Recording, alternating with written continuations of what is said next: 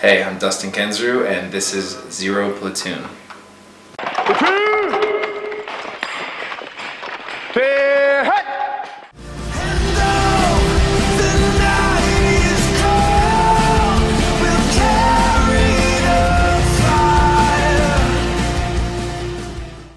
Started playing piano when I was, I don't know, 3rd grade or something. Played for not that long. I wanted to play guitar. My mom made me start on piano, which was a good idea. Very visual instrument, helps you understand, I think, music better. But I started playing guitar in 7th grade, and I had some lessons, but I was not very dedicated to practicing. I kind of just learned what I wanted to, and yeah, I don't think I really improved a whole lot guitar playing until I had try to keep up with Tepe and Thrice. So I just have to keep up with them and play harmonies to something, and slowly pushed me to become a better player. And just playing over a long period of time, I think I've gotten better at it. But I don't pride myself on my guitar playing. As far as songwriting, I just started doing that probably was, I don't know, 15, 16, and it's really hard to start, and I think the only way to get better at it is to write a bunch of crappy songs, and then slowly you write some okay songs, and hopefully one day you're writing some good ones. I think the first song I ever finished was this weird, it was like a sequel song to David Bowie's is that Space Odyssey? No, what is that song called? Major Tom. Is it called Major Tom? Anyway, I wrote a weird sequel to that about him getting abducted by aliens while he was in space or something. So that's fantastic. All I could say is I knew you before you were beautiful back then. You could be beautiful again. New record is called Carry the Fire. It's cold and carry the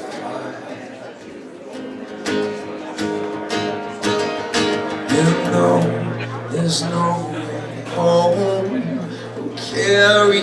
That song was partially inspired by a Cormac McCarthy book called The Road, which is a really heavy book in this kind of post-apocalyptic landscape. His father and his son, and just trying to survive. And there's this idea that the father talks about with his son of that they're carrying the fire, and it has this rough meaning of kind of maintaining some idea of that there is real good and truth, and that it's worth holding to even in the darkest place. I think the further that I go in life, the more that I have disillusionment about my own nature kind of taken away. Like I could have told you 10 years ago that, yeah, I believe that there's darkness in everyone, there's darkness in me, but I feel like part of the process of coming more towards the light, I guess, is seeing more clearly the darkness in yourself. So there's nothing specific that was driving some of those things in the writing process for this. I think it's just more of a clarity of seeing some of that stuff. And so we use the darkness as a metaphor for kind of a bunch of things on the record. Part of it's like a kind of an evil, but other parts it's more of an unknowingness or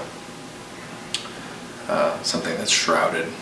And the theme in this song kind of weaves itself throughout a lot of the rest of the record.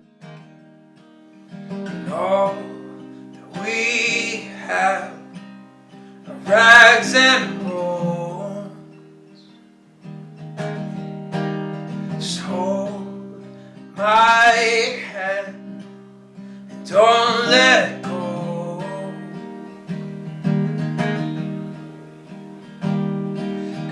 though the night is cold, we'll carry the fire. And though there's no way home, we'll carry the fire. When the husks of men on the road, hold your breath and hold fast hope, 'cause though the night is cold, we'll carry the fire. And though there's no way home, we'll carry the fire. We'll carry the fire where shadows came like shrouds of lead. A light is shining, no woven veins, no walking dead shall quench its flame. Shattered tombs and shaking stars, a light is shining. Barren wounds, broken hearts shall know its name. And though the night is cold, we'll carry the fire. And though there's no way home, we'll carry the fire. And though the night is cold, we'll carry the fire. And though there's no way home, we'll carry the fire. And when my body's cold, you'll carry the fire. And when I'm finally home, you'll carry the fire. There's kind of a variety of factors that precipitated the Thrice hiatus, and the biggest one was probably just a situation with family being really hard to be gone that long and with real little kids. There's no way around it, it just kind of sucks. Trying to keep tours shorter is, I think, the key thing right now. I think knowing the end is closer is a lot more helpful than knowing it's super far away. I don't know. It's probably not very helpful for people in the military. That's like the one job that's like even longer away than musicians. So I've always felt for those guys and had a heart for them and trying to do that and take care of their families.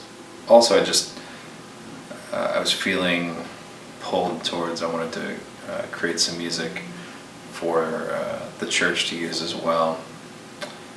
And I think the third thing would probably just be a little bit burnt out after 14 years straight of doing Thrice, as great as that is, as much as I love those guys and the music that we make together.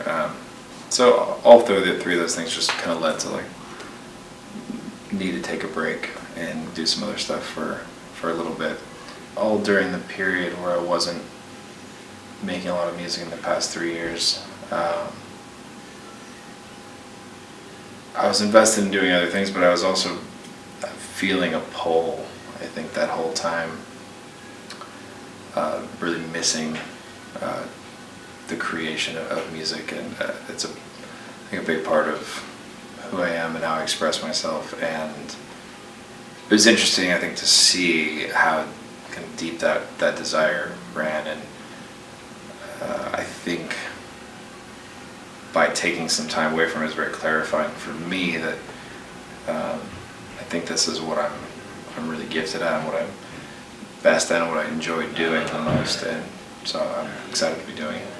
I feel like there's all sorts of nuances to when you're feeling crappy. Like there's kind of an angry, sad, and there's just kind of a confused sad, and I think they all call for their own music. I was feeling pretty bummed out yesterday, and I was listening to Booker T and the MGs, and it was actually really great. It's just kind of just moving along, bluesy, instrumental, the Green Onions record.